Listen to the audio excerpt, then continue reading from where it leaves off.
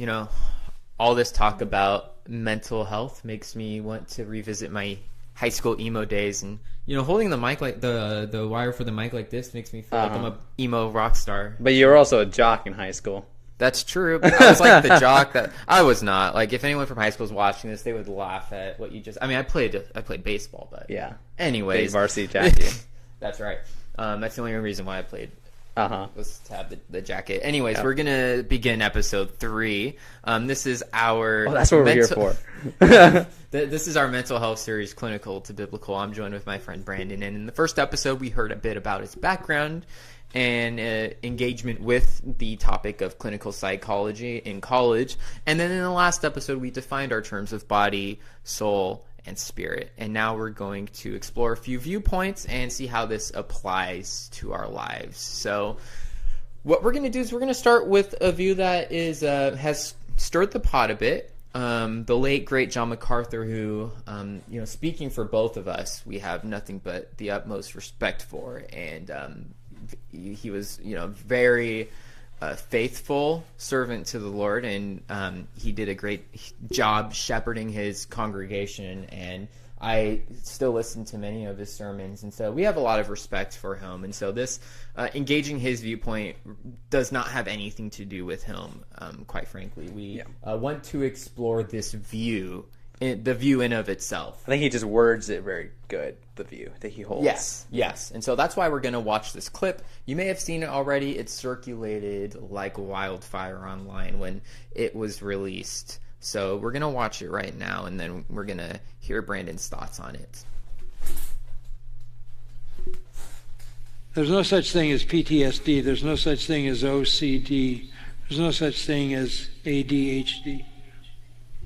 Those are noble lies. To basically give the excuse to, in the end of the day, to medicate people. And Big Pharma is in charge of a lot of that. If you understand, take PTSD for example. What that really is grief. You are fighting a war, you lost your buddies, you have a certain amount of survival guilt because you made it back, they didn't. How do you deal with the grief? Grief is a real thing. But grief is part of life. And if you can't navigate grief, you can't live life. But if you clinically define that, you can give them a pill, a series of medications, and they end up in LA homeless on the sidewalk. This is in regard to children, it's the most deadly thing that's been unleashed on children, medication. We're trying to make clear to parents that behavior is essentially the result of choices that kids make. And if you parent them properly, they'll make right choices. But if you blame it on something other than their choices, and you identify them as having something they can't do anything about, but medicate it, you literally are turning your child into a potential, not only a potential drug addict, but maybe a potential criminal. Because they never learn how to navigate life in a socially acceptable way. There's no such thing as... That's an advertisement. Pause. Yes. Now, come back. Okay. That was a lot. Yeah. So where do you want to start with this? Well, I will say this. I think that in terms of how he communicates, in terms of John's point is simply this, that there is no such thing as mental health. That I think we can summarize that pretty well. And then he was also able to define the source of it, which is big pharma and the pursuit of wealth by means of medicating everyone. Yeah, and I think that might be a very narrow way of looking at it, because what I do think, here's the positive side of psychology. The positive side is that it's really great at being descriptive of a subject, and I think it can give a lot of words to people for what they're experiencing. Okay. Right? So someone experiencing OCD, for example, right, is able to put into words that, okay, that's what I deal with, you know? So I think that's a positive light to it. Okay. Now, the thing with the culture, which we'll get into the next episode, is what do we do with it? So what I would say in terms of John's point of view is that there are a lot of points I agree with.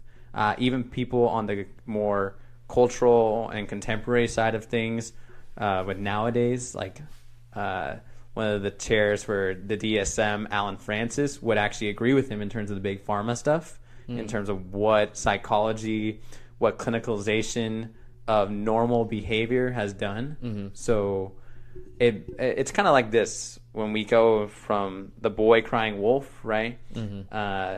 If we call everything something, then for a lot of people it can be like, well, then that's not real, you know? Which I think is where John's coming from. A little bit of, has heard a lot of it in the negative per se of what people can't really describe it. So then we get into, okay, well, none of it exists. We'll just throw it out the window, you know? How I would actually define it as, I don't believe we have a mental health crisis. I believe we have a spiritual crisis on that note. And what that means, the applicability of that, is where we get into the terminologies for kind of what we went the last episode, body, soul, and spirit. What's the problem I'm actually facing, you know? So, you know. And so let's... let me provide for you a hypothetical. Okay. And then we'll see how this plays out. How does that sound? Yeah. And hopefully this will help you best articulate your view to the contrary. So let's say, this doesn't have to be a churchgoer. It could be anyone. They have OCD, since you mentioned OCD.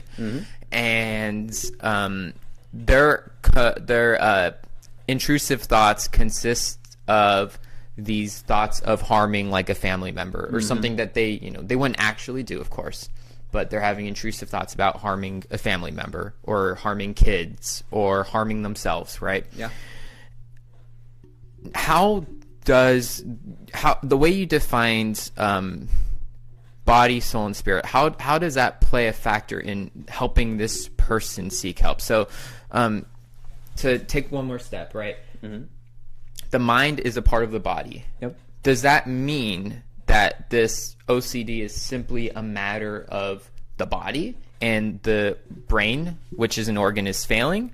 Or is there also a spiritual component to it? Maybe that's the source of those thoughts. Yeah. How do you see that, and how is that going to affect that person that is seeking treatment? Yeah, well, I think culture at large, we've tried to define, and I think both sides of the camp have done this, which is where here's the stuff that's spiritual, here's the stuff that's psychological, and that's why we have seemingly different answers for things, where we say, even within a church, we can have a counseling center and say, hey, send us your psychological people over here, and those guys will fix it up, right? Right. And over here we have, but if they're having a hard time with a relationship with God, then these are where we send them to. You know, so this OCD person, maybe it's like, oh no, this is out of our scope here, so we'll just send him over here. Instead of thinking about it as a holistic piece, right? I think a great example is this. You know, if I'm going to give like a very simple childlike example, and I'll go back to the OCD, so this is not to dodge the question at all. But if I have a broken, let's say a Lego piece, right? Let's say something like that, right?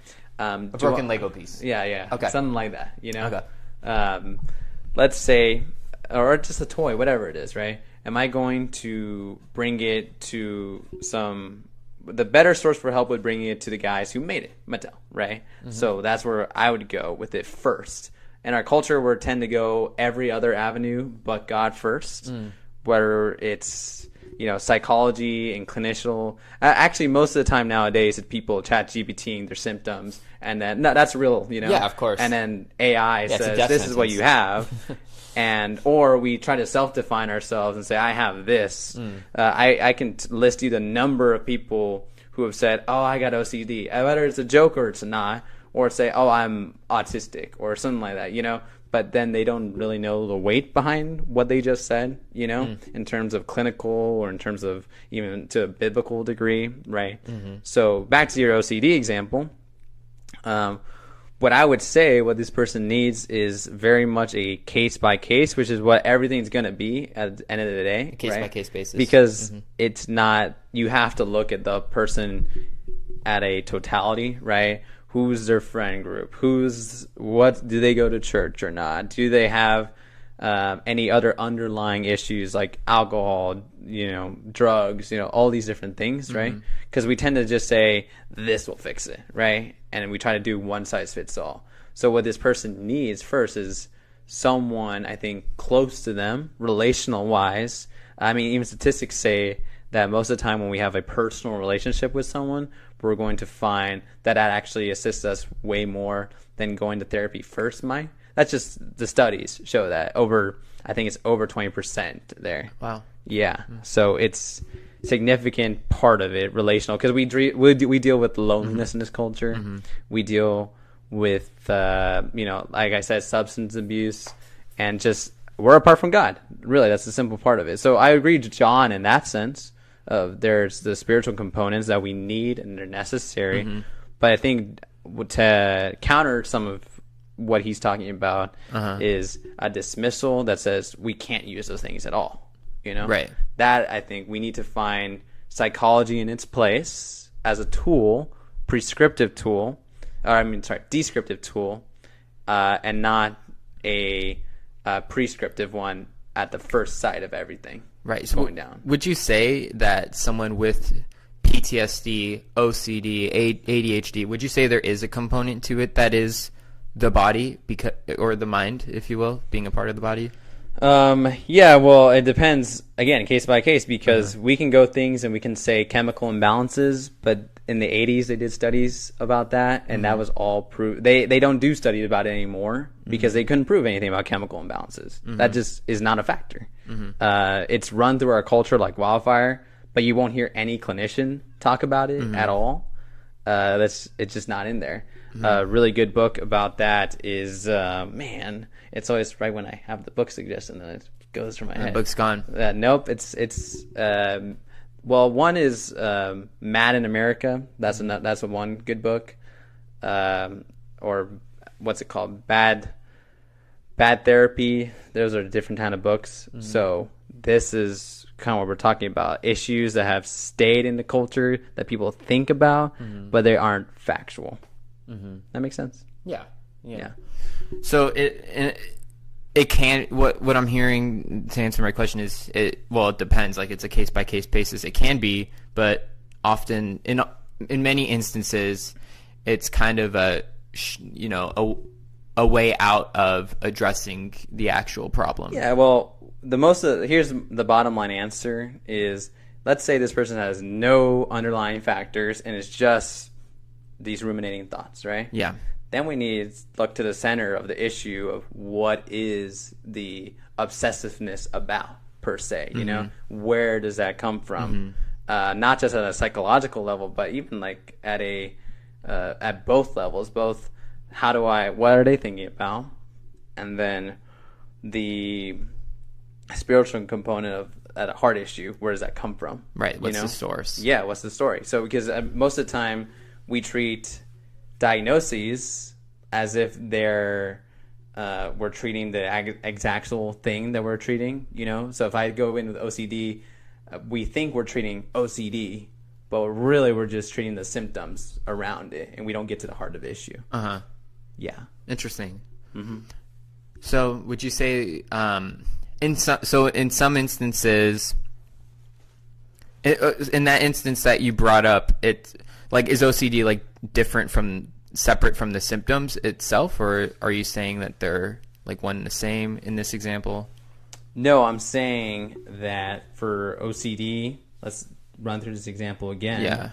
Is well, OCD is a descriptive term of the symptoms around it, and I would say we don't even get to the part within the term OCD. We don't ever get to the heart of the matter. So that's why it's tricky, because we don't actually include that within. If you read the DSM, it's symptoms that you meet the criteria for. You only need to meet about 2 out of 5, right? To have the diagnosis. Yes, the 6-minute diagnosis usually. Yeah. So we don't ever get to the heart issue, you know. So. All right. Well, I think that conversation was. I think we probably went over the time we wanted to, but that's okay. It was. I got like legitimately in the Invested. weeds there. So, but yes, let us. We'd love to engage with you further about a lot of these topics. So, feel free to comment and share. We love engaging the comments, especially atheists.